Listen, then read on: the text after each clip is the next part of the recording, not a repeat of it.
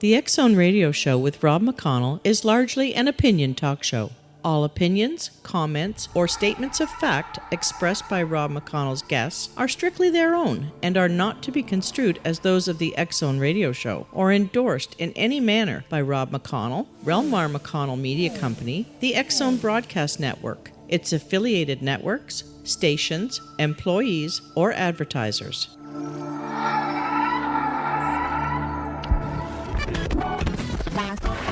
All Hit Radio.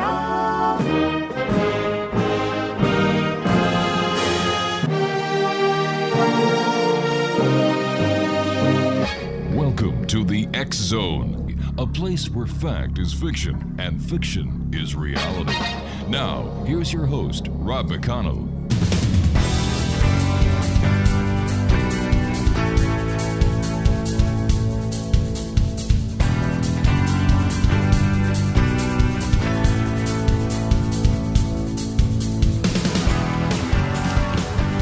And welcome back to the show. I hope everyone has a safe weekend. The weather is supposed to be really great. So whatever you do it with love, do it with kindness, but be safe. Explanation, my guest this hour is Alan Wright. And he's the author of paranormal books. He has authored 4 books. He is an empath, a sensitive healer, and a passive medium. He went to see his grandfather who had died in 1982, and he went to see him in 1983, but as an astral projection. He has healed people and animals, and he and his wife live in a haunted house. In fact, I believe that you, Alan, have lived in 2 haunted houses. First of all, welcome to the X Zone. Thank you, Rob. Tell me about the haunted houses that you live in, or lived in. Well, we lived in Phoenix, Arizona when we first got married. Mm-hmm.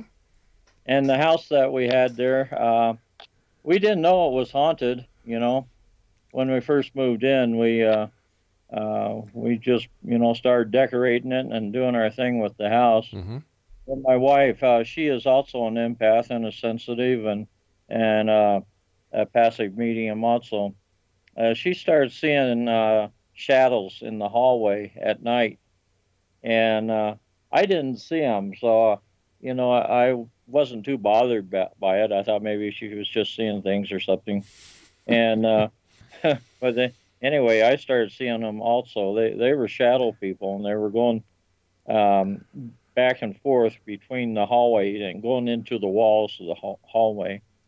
So this kind of frightened us, but at the same time, they weren't really bothering us, and we could put up a curtain or something and not see them at night.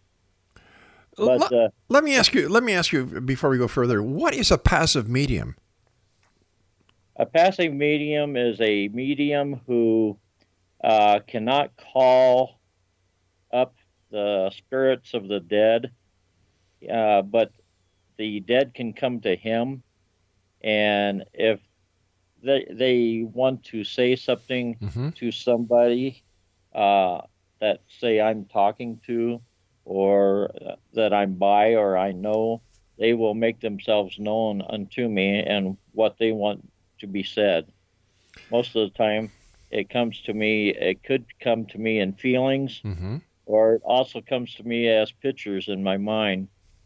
This happened to me on a radio show, as a matter of fact.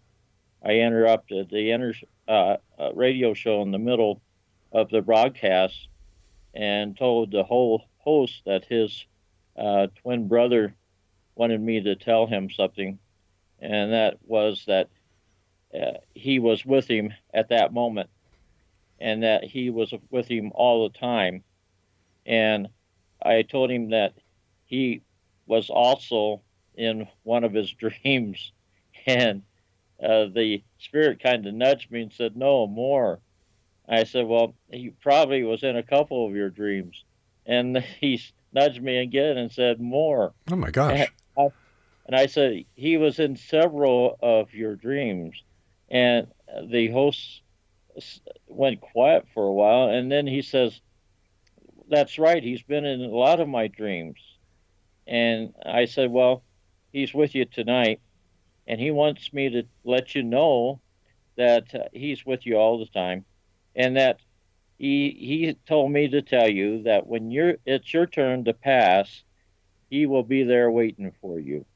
So there was a silence on the radio program that night, I would and imagine so. and you can tell when there's dead silence for about a minute. That's almost a catastrophe on a radio show.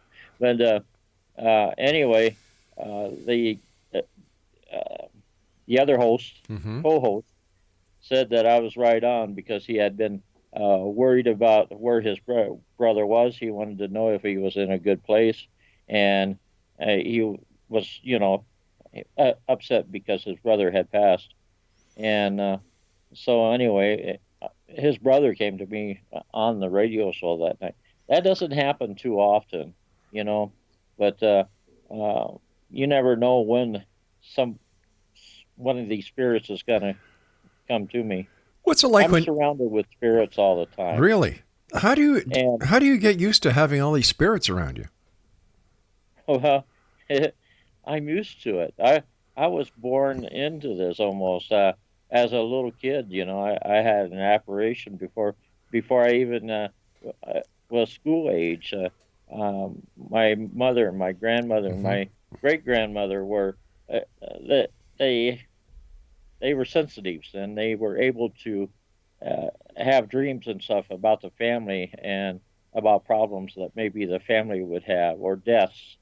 And I remember my grandparents and my mother, especially, telling stories about things that happened in the family before they forecast it before it even happened. And so I was around this quite a bit.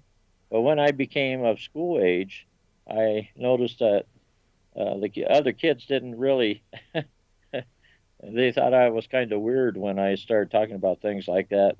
To me, it was normal. To them, it wasn't. So I had to stop thinking about those things and talking about those things to other people. And I kept it to myself. Even some of my family members didn't even know about this. But as I got older and I graduated from high school and Hmm. everything, uh, in my um, social life, I should say. Well, actually, my business career, I was in management and retail, and I could not actually tell anybody about those things then either. Could have jeopardized my position that I had then. So I kind of kept this quiet. But now I'm 69 years old. I'm retired, and I'm on the backside of my life now, and I really don't care what people think about it. What I Yeah. say, and what I wrote in my books is true. Every word of it is true, and so anyway, that, that's pretty much what happened there. So, what is it like when you and the missus are out shopping? Now, you're both passive mediums, and let's say you're at the grocery store and you just happen to be picking out your favorite vegetables, and a spirit wants you to give the message to the lady who's beside you. How does that work? Well, most generally, I do. I try. I try not to frighten them. I try to uh, make them feel Hmm. comfortable when I do it. I don't want them to think that I'm some kind of creeper or something. Right. But uh, it doesn't happen too often, like I said. Um, but when it does, uh, I know it, and it's kind of hard to hide it and to keep it within you. When it happens, you almost have to let it out and tell somebody about it. Um, it's I compared to a basketball game. I got the ball, and it seems like the strongest spirits make it to me where they can take the shot and make it or whatever. But uh, they are the ones that can tell me what they want done. The other spirits is there. I don't know why. I've got a chapter in one of my books, ghost magnets, Hmm. and people that's sensitive or clairvoyant, passing mediums. They have spirits around them because spirits know when you're sensitive to them. How do they know that? How do they know that you, Alan Wright, are sensitive and that they can use you to communicate with someone else? Well, like I said, I was born this way like Lady Gaga said. Uh, they just know. I've been this way since I was a kid, and I also do healings too, and they know that. I used to live in a house in rural northern Phoenix. It was a rural area, and it seemed like the animals also knew that I was an empath. I would take on all the strays that came to the house. And I often felt that people were dropping them off in the front of our house, but that's not the case. Animals also know when they have a friend, and they would come and I would take them in and do whatever I had to do to help them out. That's just the way I am. That's the way my wife is too. We have 3 dogs right now. Wow! But at one time we had 6 dogs, and when I lived in that rural area, I woke up one morning and there was 2 horses out in the driveway. All right, we've got to take a commercial break. Please stand by. X-Zone Nation, Alan Wright is our special guest at this hour. www.alanwright.com is the website, and we'll both be back on the other side as we continue here in the X-Zone from our broadcast center and studios in Hamilton, Ontario, Canada. Don't go away.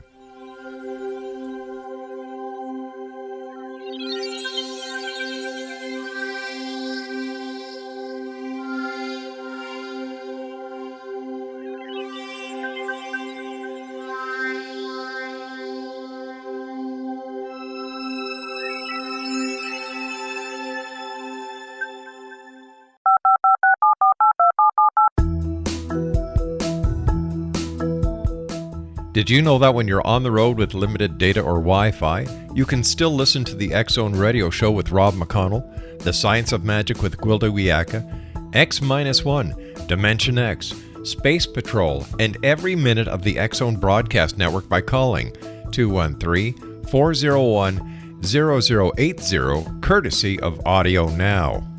No smartphone, app, or internet needed. It saves your data plan and it's free if you have unlimited minutes. Call 213-401-0080 to listen on any phone, anytime, anywhere. Remember 213-401-0080 for the best of the paranormal, parapsychology, and sci-fi radio programming anywhere, 24/7, 365.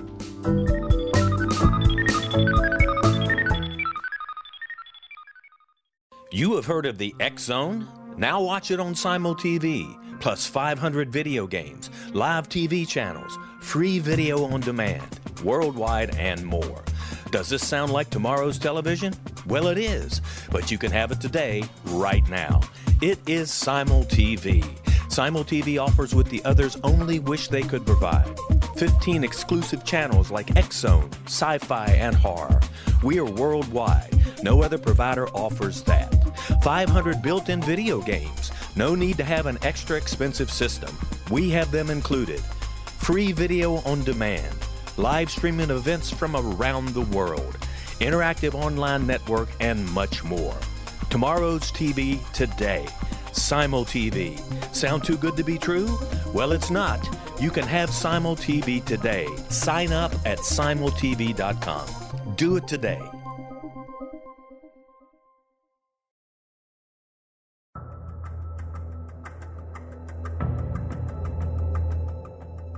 Modern Esoteric, Beyond Our Senses by Brad Olson, consummates the lifeology story about where humanity originates.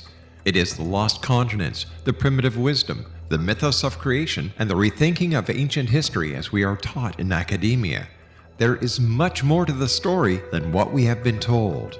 As this is the first book in the Esoteric series, Modern Esoteric starts at the beginning of time and accelerates up to this modern age. Future Esoteric is book 2 in the series and takes a forward-looking position ahead of today with an open and honest examination of the ET issue and various unexplained phenomena.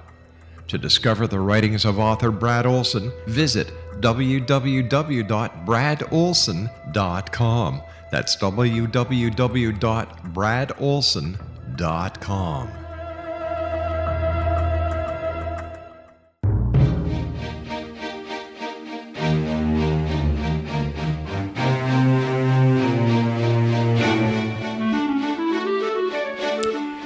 And welcome back, everyone. This is the X Zone. I am Rob McConnell. My special guest this hour is Alan Wright, and his website is alanwright.com.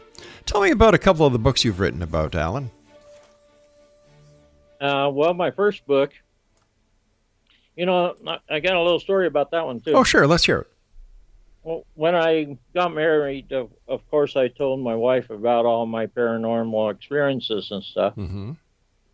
And she said I should write a book. And, well, I'd never done anything like that before, and I really didn't know how to go about and do it, And anyway, I went to bed one night, and I had 250 Facebook friends. And when I woke up in the morning, I had 5,000. How do you explain something like that? I really didn't know what to do about it. I didn't want to, delete my account or anything, Mm-hmm. because the 250 friends I had were pretty close friends. Right. And so I thought, well, I'll just go ahead and grin and bear it, and it will work itself out. Anyway, of those 5,000 friends I had, most of them, the majority of them were in paranormal. There was mediums, and there was ghost investigators, all these types of people. And I was making friends with some of them because I was talking shop with them pretty much. Sure, basically, yeah. And anyway, I was reading a post that this one lady made, and then I read one of the comments, and the comment was made by, her name was Annette Muchix. Anyway, she's the owner of Stellium Books, and she's also a publisher. Mm-hmm. And so I kind of, after a couple of days, I gathered up enough courage to get a hold of her, send her a message, and I asked her if she took on new authors, and she said that she did. And she told me to send her a copy chapter of my book, and she would let me know if she would take me on or not. Anyway, I sent her the first chapter of my first book through the veil and back. Mm-hmm. And she sent me back and said she would love to be my publisher also. So that's how it got started. And then I wrote the second book, which is at the Edge of Infinity. And then my third book is Roads Less Traveled. And that's definitely, I have traveled roads less traveled. And then my fourth book is My Destination for the Truth. My wife keeps telling me if I have another book in me, and I seem to have one. I'm writing my fifth book right now. So tell me, what are the books about? They're all about my abilities, about passing medium stuff. I told you that one Mm-hmm. that I had. I also had some other ones also. So it sounds like these books are more or less an autobiography of your life. Well, it is, and it's 4 books long so far. So what do you hope readers will get out of reading your books? Well, the paranormal's real, Mm-hmm. just because you can't see it, just because you don't want to deal with it or anything.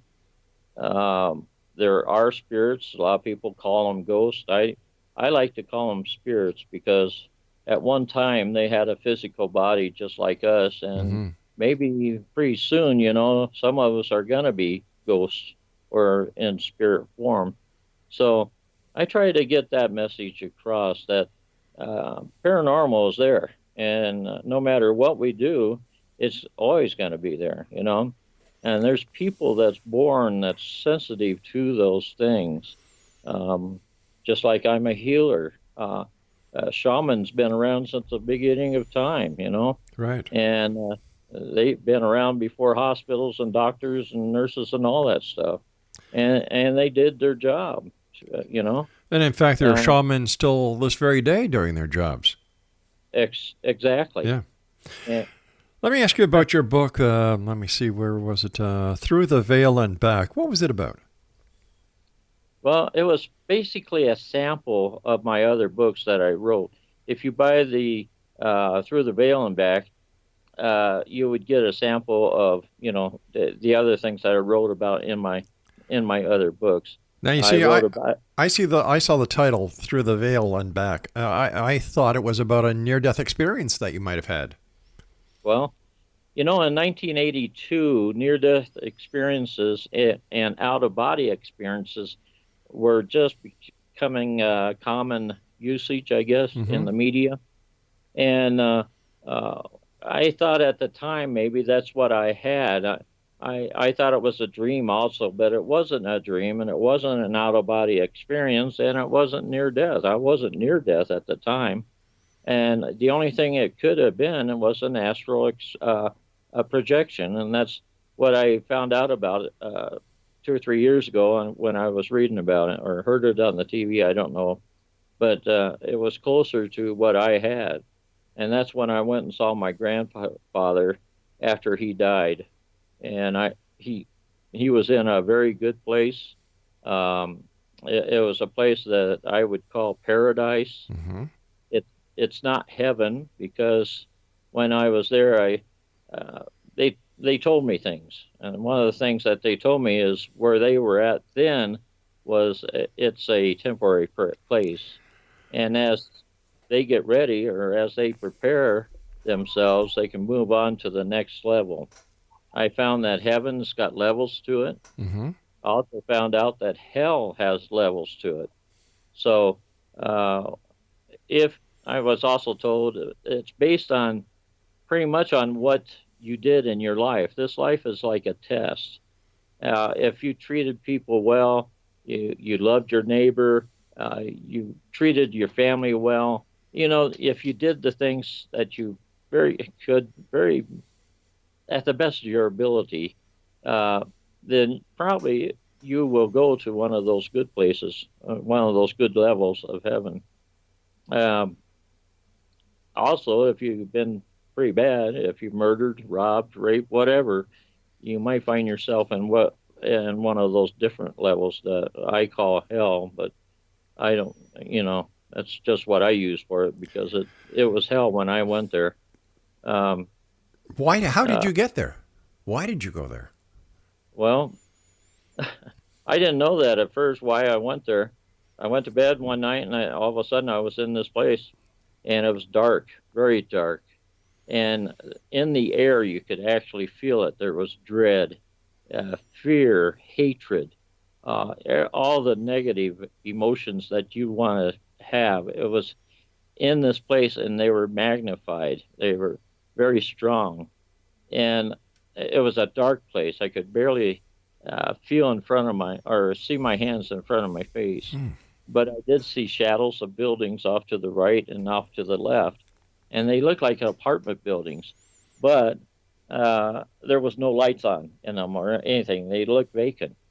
And all of a sudden, I noticed from around this one building, a spirit was motioning for me to come over.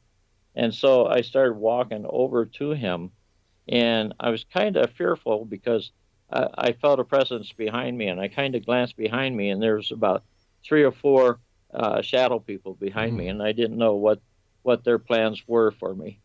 But I kept walking along until I got over to closer to him, but I stayed on the path, and he wanted me to come closer yet, and I told him no. I said, "What do you want?"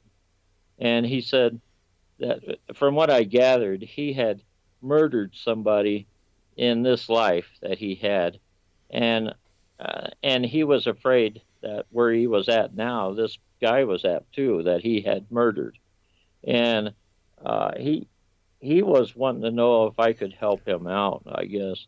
And I basically told him that there was no way I could help him out, because once you're in a place like that, no shaman's going to help you. And you're pretty much where you're going to be at. So do you also consider yourself to be a shaman? Well, I'm a healer. Mm-hmm. I could possibly consider myself a Okay. shaman, but I was just using that term. That, Oh, I see. you know, nobody was going to help him out. Maybe a witch. I don't know. I don't want to make any offense here. But anyway, he was the husband of a lady that I used to go to their house, and she would get headaches. She had some kind of mental problem that gave her headaches, and they were almost as bad as what you might call them, the real bad headaches. A migraine. Anyway, I would place my hands upon her and give her a blessing, and these headaches would normally go away, or sometimes be lesser than what they were before I went there. And she would call me out maybe once or twice every 2 weeks or so, and he didn't like me. He thought I was a crackpot, and he would go off into the bedroom or into the kitchen or something. He wouldn't speak to me at all while I was there, even when he let me in the door. But I thought now, when he called me to in this place where he was at, I think he thought that since I helped his wife those years, I mean, I spent a couple of years with doing that for her, that possibly I could help him. Alan, you and I have got to take our news break at the bottom of the hour. Please stand by. X-Zone Nation, Alan Wright is our special guest. www.alanwright.com. And we'll both be back on the other side as we continue here in the X-Zone from our broadcast center in Hamilton, Ontario, Canada. Well, in Hamilton, Ontario, Canada for now anyway. We'll be back. Don't go away.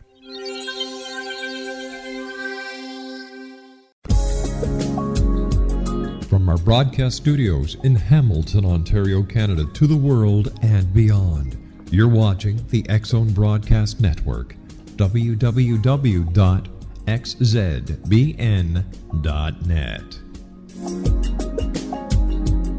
AVS Media Den.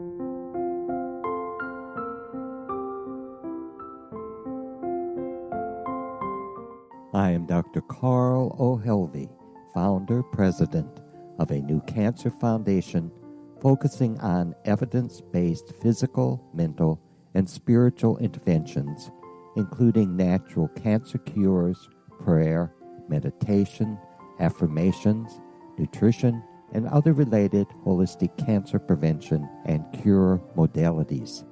These are used in cancer education, research, and financing care.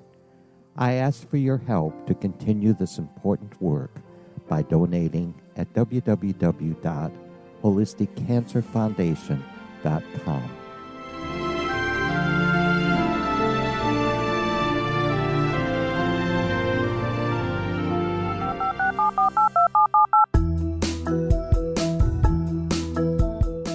Did you know that when you're on the road with limited data or Wi-Fi, you can still listen to the X-Zone Radio Show with Rob McConnell, The Science of Magic with Gwilda Wiyaka, X-1, Dimension X, Space Patrol, and every minute of the X-Zone Broadcast Network by calling 213-401-0080, courtesy of Audio Now. No smartphone, app, or internet needed. It saves your data plan, and it's free if you have unlimited minutes. Call 213-401-0080 to listen on any phone, anytime, anywhere. Remember 213-401-0080 for the best of the paranormal, parapsychology, and sci-fi radio programming anywhere, 24/7, 365.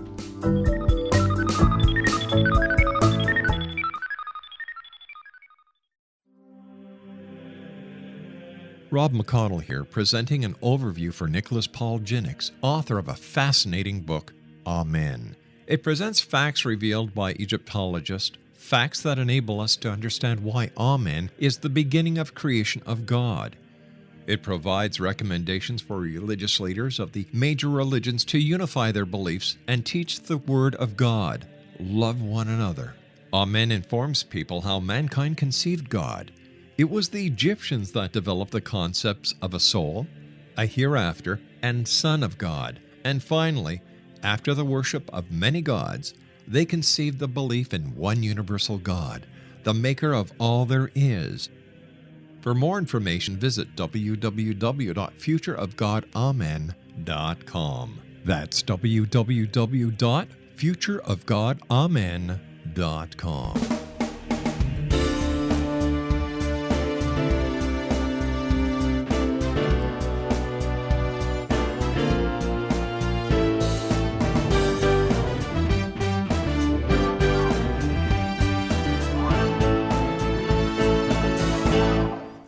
Welcome back, everyone. Alan Wright is my guest this hour.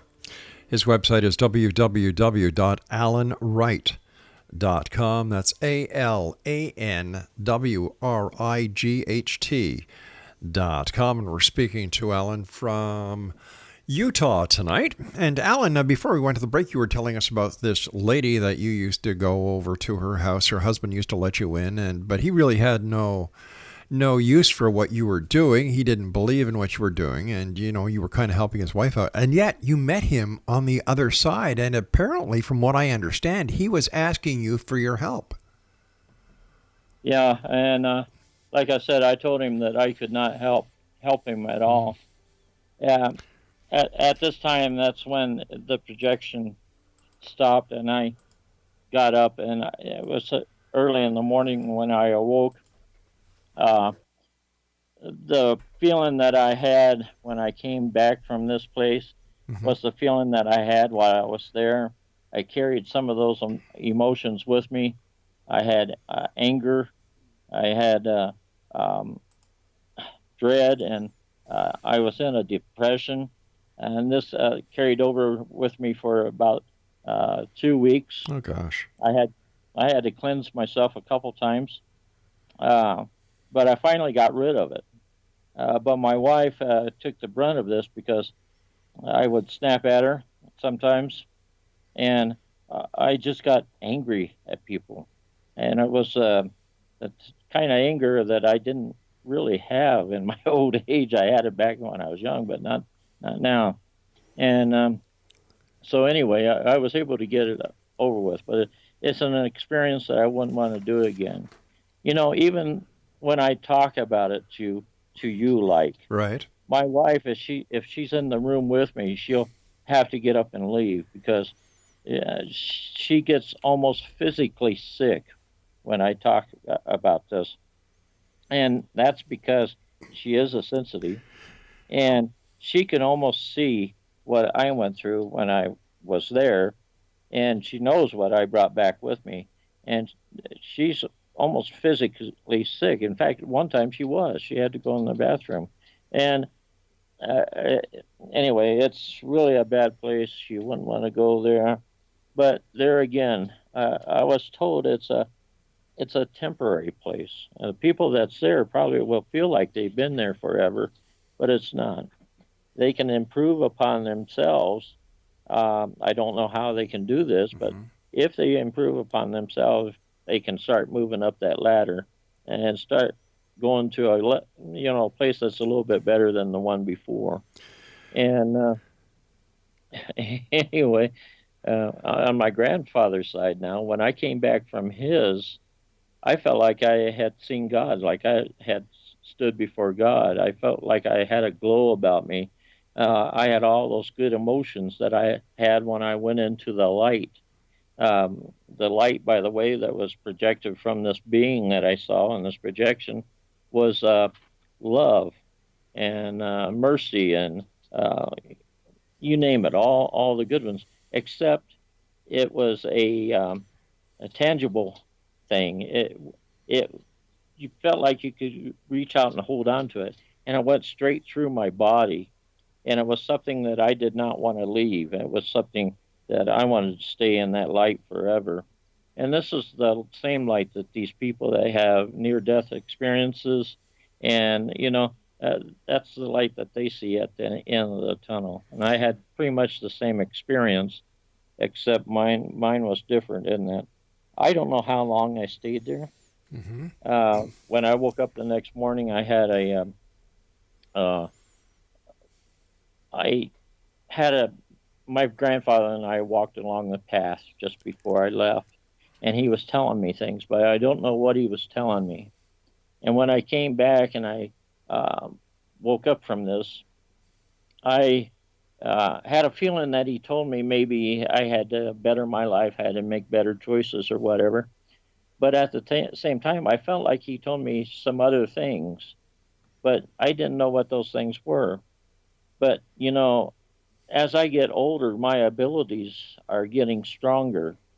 And as I got older, also, little bits and pieces of this uh, projection that I went on also comes into play, where I have a knowledge of what they told me when I was there, and like the different levels of heaven and hell. Well, And wait the a sec. different Who things. are the they you're talking about?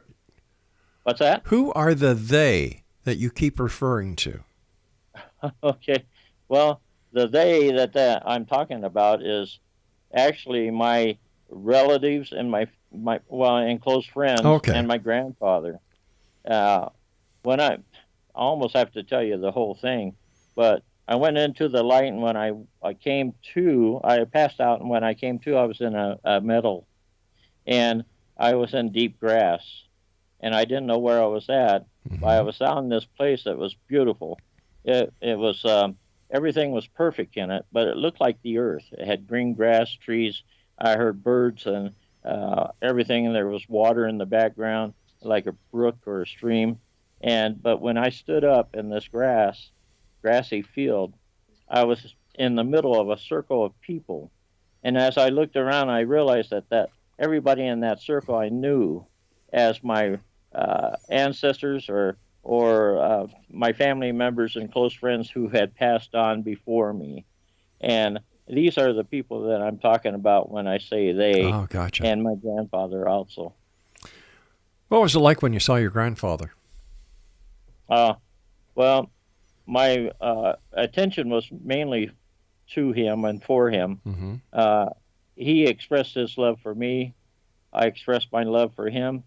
But this was done telepathically. He did it. It was like a voice right in my head. I felt like I could talk, Mm-hmm. but I didn't have to. And I did the same. Had the ability to do it, and I don't know how I got that ability, but I was able to tell him, everything that I wanted to tell him telepathically. And it was great seeing him. He looked like he did when he was living. They say that when you go to heaven, that you're going to be in your youth, or when you were at your healthiest Right. state, I guess, or whatever. But I don't know if that's true or not. I think probably you're at the age that you want to be, when you're there. There's no time for them. So age is just a relative term. I mean, they don't consider time. There's no time, no clocks, no watches, none of that. So when I say I went to bed at night and woke up in the morning and found out all this knowledge, that is not true. I have found out over the years I had to be there longer than just 6 or 7 hours. I don't know whether I was there a week, a month. I could have been there a year. I don't know. When Well- there's no time for them, it's different than But there for is us. there is time for you, and if you're saying you were there maybe a week, a year, didn't anybody miss you on this side of the veil? Well, that's what I'm saying. They could bring me back to the same time where I left. Oh, I see. Okay. You know what I'm saying? Let me ask you this: how do you know it just wasn't a dream?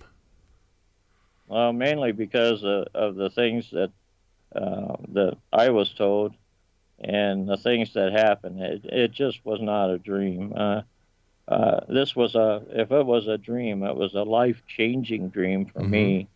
It was something that I have carried for my rest of my life now. Right. And I can tell you things about it like it just happened yesterday. A lot of times I can have a dream and I don't even know what it was the next morning, I used to tell people that I don't dream. you know. But this dream and the one where I went to hell, if it was a dream, it's something that, I don't know, was placed there by somebody other than my psyche, you know. So what does Because what does the rest of your family say about the work that you do now? You're a paranormal author, you're a healer, you're a passive medium. What do they say about that? Well, I'm estranged from my family, really. Oh, I'm sorry to hear that. When I moved from Arizona to Utah here, some of them knew that I did healings and stuff because I told them. Yeah. And I also told some of them about, when I went and saw my grandfather. But that was years ago. And but I didn't write books then. I didn't have the experiences that I'm having now. I mean, the passive medium things I did not tell them about. And my sister, my one sister now, she knows totally about it. And I'm close to her. And every time I get a book published, I send her a copy of the book. And she's very much supportive of this and everything. So that's all I can say about that. Okay, Alan, stand by. You and I have to take our final break. In Exonation, our guest this hour is Mr. Alan Wright. His website is alanwright.com. That's ALANWRIGHT. And Alan and I will be back on the other side of this commercial break. That's alanwright.com. This is the X Zone with yours truly, Rob McConnell, Monday through Friday from 10 p.m. Eastern until 2 a.m. Eastern on the X Zone Broadcast Network, Talkstar Radio Network, Mutual Broadcast Network, and iHeart Radio, as well as on SimulTV, www.simultv.com. And once again, I'd like to say hello to all our friends listening to us on AM 1600 KOHI in the beautiful state of Oregon. I'm Rob McConnell. Whatever you do, don't go away.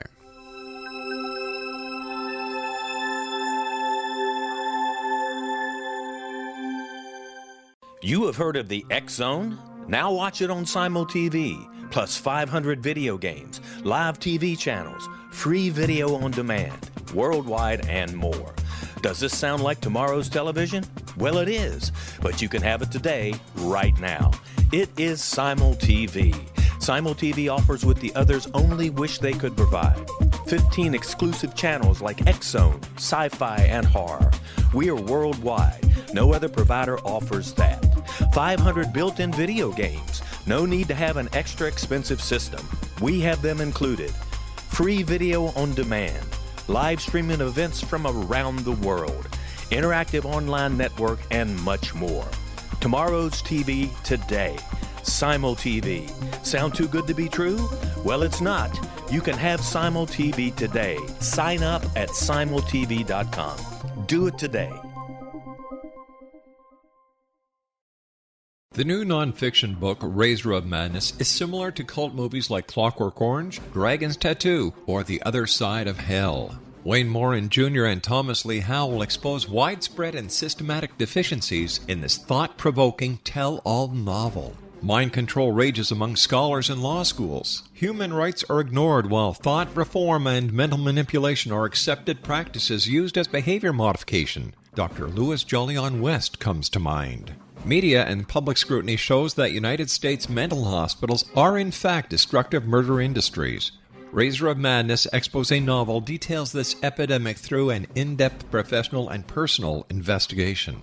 For decades, there has been a revolving door policy that still releases killers and pedophiles back into society. The maestro of mind control continues to haunt America to this very day. Razor of Madness is available in paperback or as a downloadable ebook at Amazon.com. I'm William S. Peckham. If you enjoy a good mystery with a touch of the paranormal, then you'll love my novel, From Out of the Woodwork.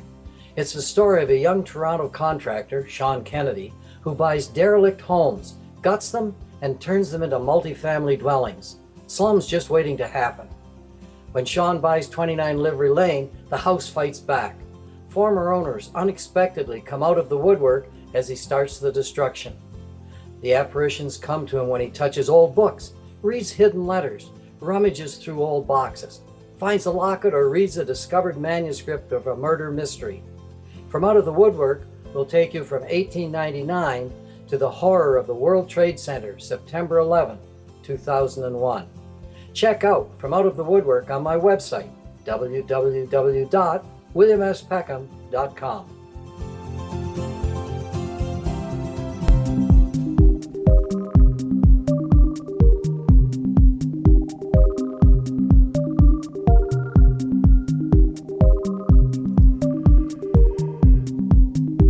Welcome back, everyone. This is the X Zone. I am Rob McConnell. Alan Wright is my special guest this hour. www.alanwright.com, and that's AlanWright.com. Alan, I understand that you have also cast evil entities out of homes. How do you do that? Very carefully. I would imagine so. Well, I know the one story I wanted to tell you is I went on a vacation, like over to California to see a friend, and she lives in a house that was built probably in the 20s or 30s, and it was wood frame, 2-story. Anyway, when we went in the house, she wanted to know if we wanted to have a tour of the house, and I said sure. So she took us around, showed us the different rooms and stuff, and then we went upstairs. And when we got upstairs, there was 2 bedrooms off to the left and a bathroom straight ahead of us. And the one bedroom off to the left at the end of the hallway was sending out bad vibes for me. I can feel them and I can sense them. The one bedroom I didn't have any problem going into, but the next bedroom I stayed outside and I kind of glanced in there. I knew there was something in there that I did not want to go in. Anyway, we went downstairs, and about this time she had 2 daughters that came in. They were about 20 years old or so. And she was telling them what we'd been talking about and everything. And the daughter said, "Oh, did you tell them about our ghost?" And the minute they said that, then I knew what was going on. According to the 2 daughters, that maybe 2 or 3 times a week they would hear a baby crying in the house. And I told them, I said, "It's coming from that bedroom upstairs, isn't it?" And they said, "Yes, it is."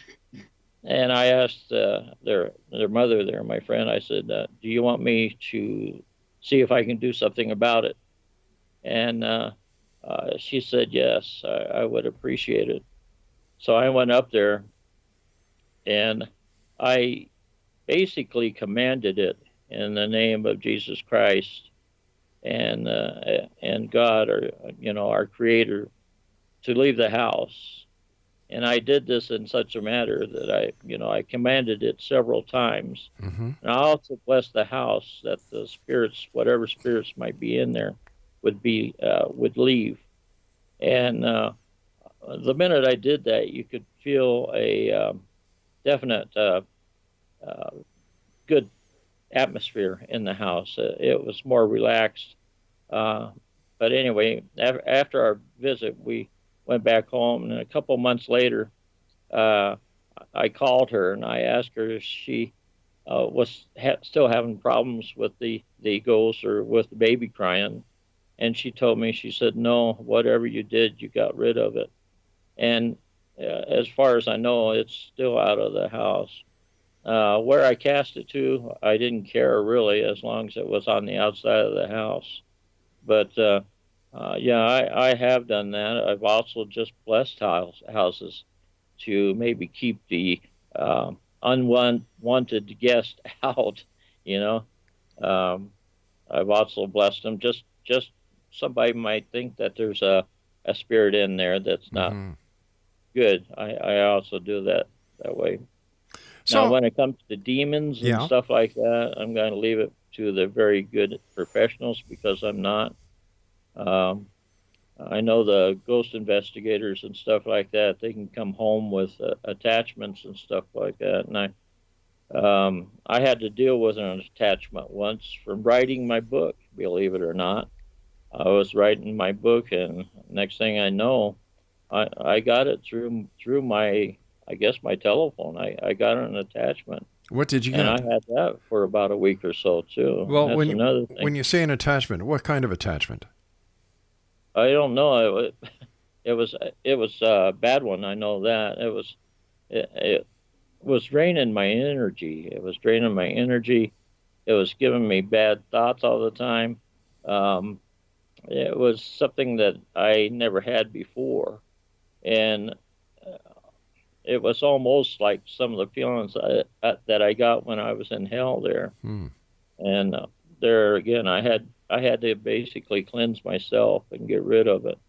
And I did. I used sage at that time and olive oil, and I saged myself and used olive oil on myself. Gave myself a blessing. But I was able to get rid of it also then. So tell me, Alan, how do you deal with skepticism when you tell your stories, you meet people in public, and they kind of don't believe you? How do you deal with that? Well, like I said, if they don't believe me, that's their choice. They have their free will. I'm not forcing it down their throats. I'm not like a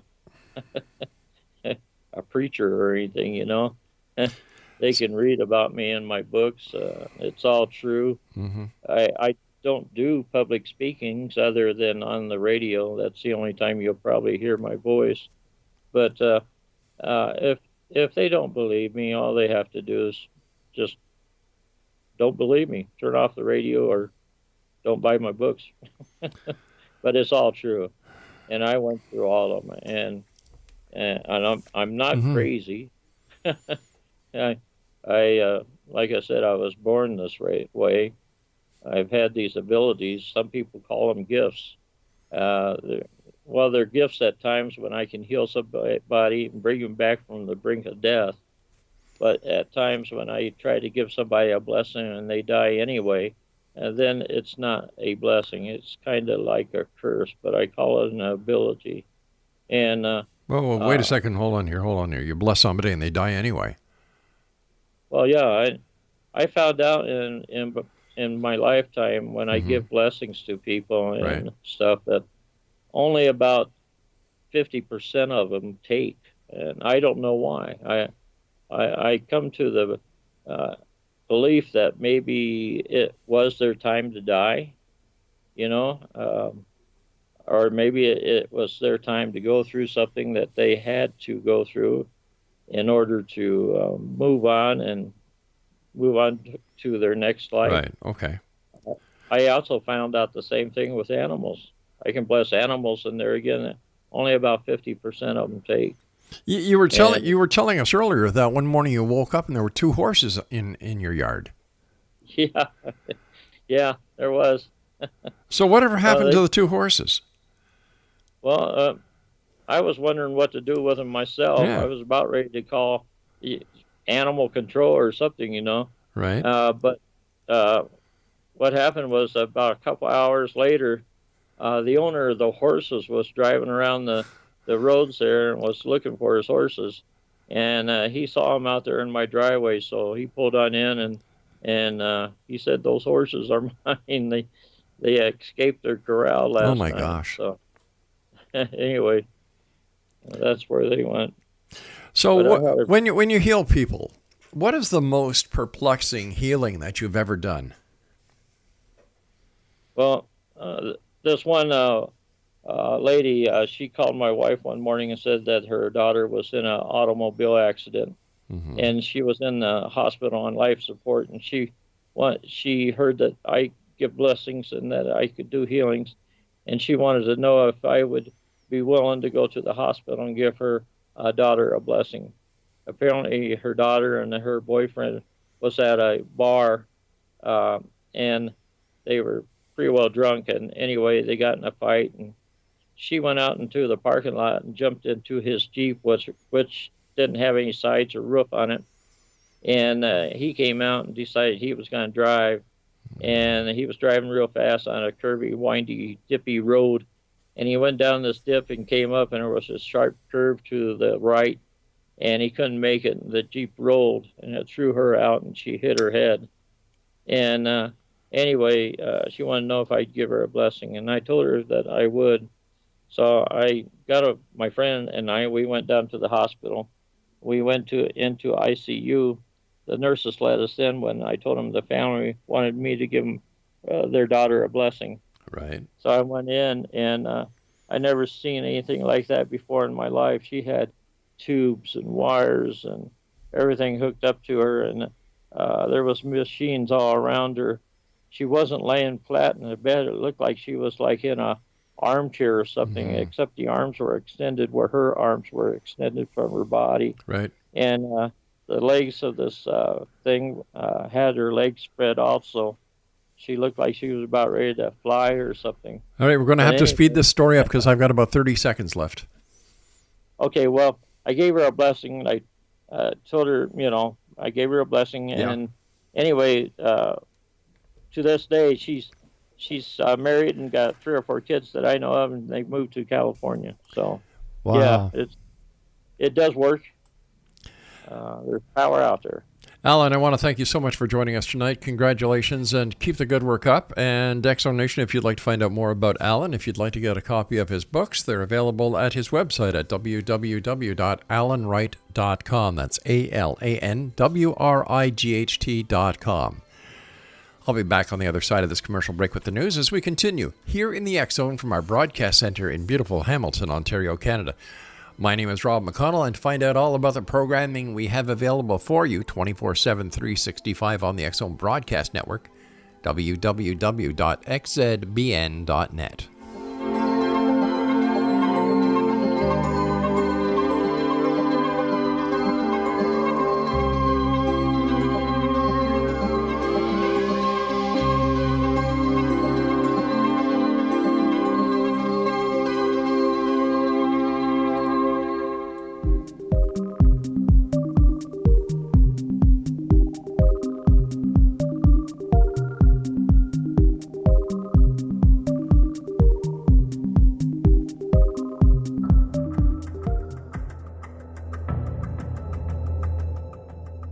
Modern Esoteric, Beyond Our Senses by Brad Olson, consummates the lifeology story about where humanity originates.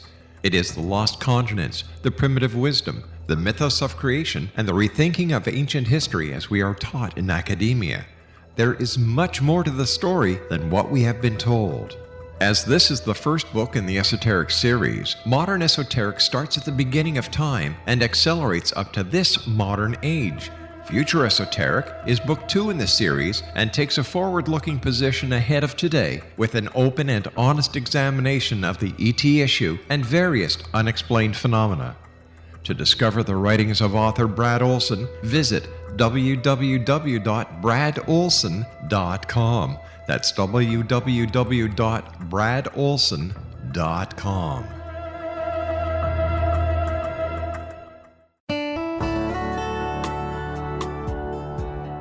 Are you or is someone you know struggling with addictions, depression, anxiety, relationships, low self-esteem, lack of confidence, grief, success, and prosperity? Do you know that your subconscious belief plays a big role in the outcome of your hard work? We can help you permanently change the beliefs that may be the reason for your struggles and failures. We care about getting you the return on your investment and the results you are looking for. We can help you be free of the limitations of your past and in realizing your highest potential. We work with people by phone and Skype. For more information, visit us at www.ritasoman.com. That's www.ritasoman.com.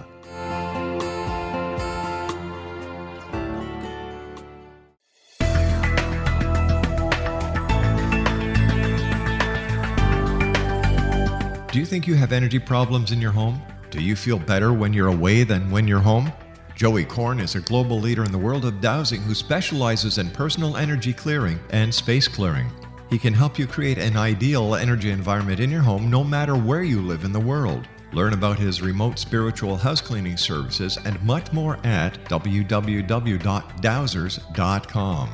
You can get Joey's book, Dowsing, A Path to Enlightenment, as well as other dowsing books and tools, Kabbalah books, and Walter Russell books. Joey's work is really amazing. Go to dowsers.com right now. That's DOWSERS.com, or call 1-877-DOWSING. That's 1-877-369-7464.